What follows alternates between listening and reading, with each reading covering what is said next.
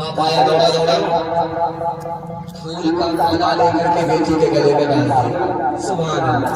बेटी ने कहा बहुत कौन सी खुशी हुई कि आपने माला मेरे गले में डाल दिया। कहा बेटी रिश्ता मिल गया, लड़का सुनाना है, सोने की दुकान है, तुमसे रिश्ता होगा, तुमको बीवी बनाएगा, जेवर पहनाएगा, बेटी मुबारक हो, रिश्ता मिल गया। तो बेटी ने कहा अब्बा हुजूर मेरी एक शर्त है, पहले लड़का के बारे में बताओ कि लड़के के सर पर टोपी रहती है, कहा कि अब बेटी जुमा जुमा, उसके बाद जी कहा कि बेटी ये बताओ। बेटी ने कहा बाप से अब्बा ये बताओ कि लड़के के चेहरे पर दाढ़ी है, शादी की और जरूरी है, ये तो कुंवारा है, शादी की नहीं, शादी के बाद होगी।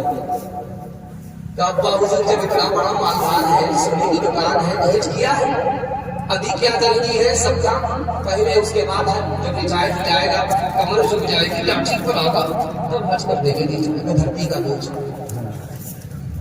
तो बेटी ने कहा अब्बा हुजूर मुझको रिश्ता मंजूर नहीं।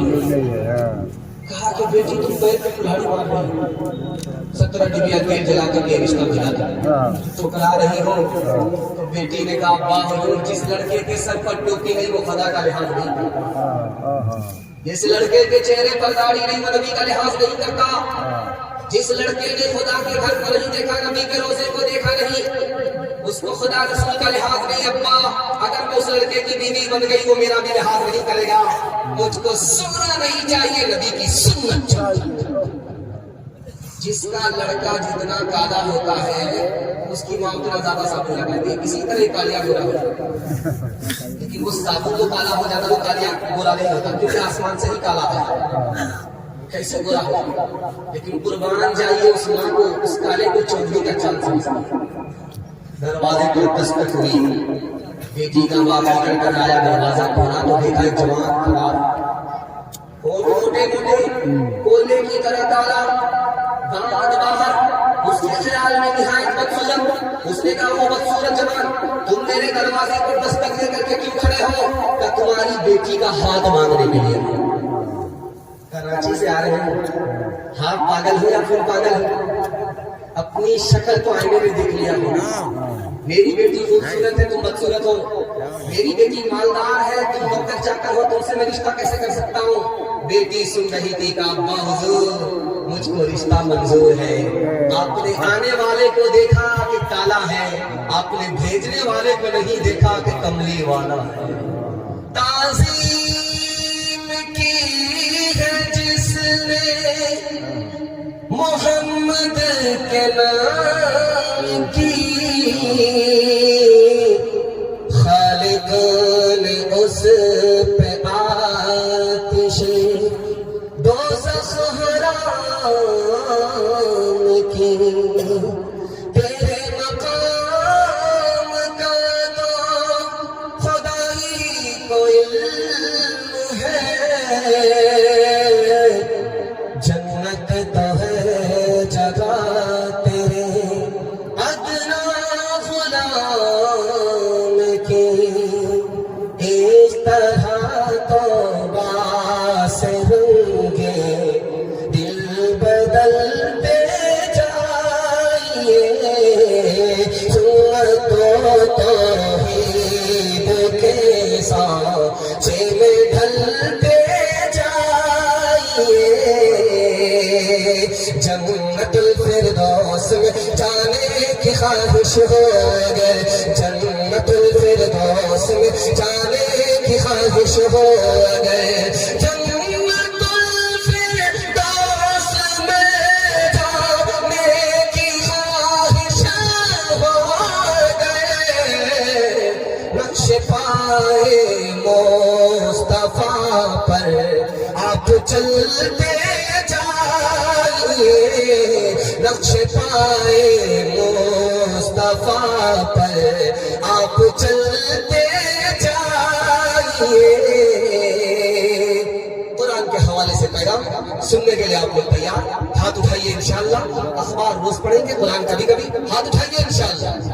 कन्या के भी दूल्हा के भी, आधा इधर आधा उधर। ध्यान से सुनिएगा, जल्दी से निकल जाएगा। आप जो मोटरसाइकिल से रास्ते से गुजरिएगा तो बोर्ड पर लिखा हुआ आएगा जहां पानी वहां जिंदगानी। یہ پانی کی بوتل بڑھا دیجیے، بوتل ہی بڑھا دیجیے، خالی بوتل زیادہ بچتا ہے۔ پانی جہاں وہاں زندگانی آج سائنس لکھ رہی ہے، اور قرآن نے 1400 سال پہلے لکھ دیا کہ پانی کے بغیر کائنات ہے ہی نہیں۔ آج سائنس کہہ رہی ہے کہ ماں بیٹے کا جیسے رشتہ ہوتا ہے آپس میں، ایسے ہی سورج اور چاند کا آپس میں رشتہ ہے۔ چاند کو روشنی سورج سے ملتی ہے جیسے بیٹا کو دودھ ماں سے ملا۔ آج سائنس کہہ رہی ہے، اور قرآن نے 1400 سال پہلے کہہ دیا کہ سورج مؤنث ہے، عورت کی طرح ہے، اور چاند مذکر ہے، مرد کی طرح۔ سائنس آج کہہ رہی ہے کہ انسان کا سینٹر پوائنٹ کیا ہے؟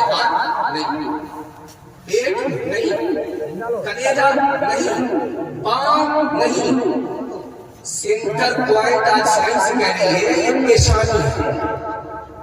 پیشانی ہی انسان کا سینٹر پوائنٹ آج سائنس کہہ رہی ہے، اور قرآن نے 1400 سال پہلے کہہ دیا کہ سجدہ کہاں ہوتا ہے؟ پیشانی سے ہوتا ہے۔ جب پیشانی زمین سے ٹکتا ہے خدا کا بندہ خدا تک پہنچ جاتا ہے۔ اچھا، دنیا کی کوئی مشین، دنیا کا کوئی عالم، کوئی جھاڑ پھوک کرنے والا، کوئی اوجھا آپ کو یہ نہیں بتا سکتا کہ آپ کی دعا قبول ہوتی ہے کہ نہیں، آپ کا دل زندہ ہے کہ مردہ ہے، خدا سے آپ کا تعلق ہے کہ نہیں، کوئی نہیں بتا سکتا۔ لیکن دنیا کی ایک چیز آج بھی دنیا میں موجود ہے جو یہ بتا دے گی کہ آپ کا دل زندہ ہے مردہ، آپ کی دعا قبول ہوتی ہے کہ نہیں، خدا سے آپ کا تعلق ہے کہ نہیں۔ وہ ایک ہی چیز ہے جو ہمارے گھر کے اندر ہے، قرآن۔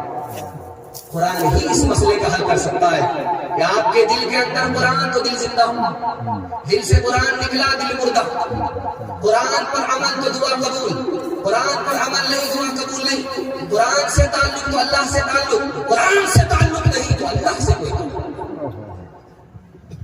اور ایک آخری بات آپ کے سامنے رکھ کر کے اس پیغام کو ختم کرواؤں۔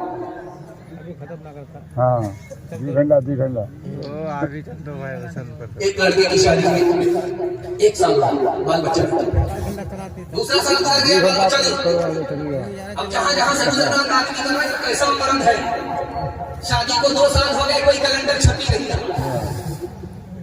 اب یہ منہ چھپا کر کے جان رہا کس کو جانا۔ جب رات کا سناٹا ہوا، ہاتھ اٹھا کر کے خدا سے کہا مالک، لوگوں کو کیا جواب دوں؟ بیٹا نہ دو، بیٹا نہ دو، یہ صحیح، لیکن مگر ایک بیٹی دے دو، لوگوں کا منہ بند ہو جائے گا۔ وعدہ کرتا ہوں جب اس بیٹی کی شادی ہوگی دنیا کی ہر دولت دے کر کے مالا مال کروں۔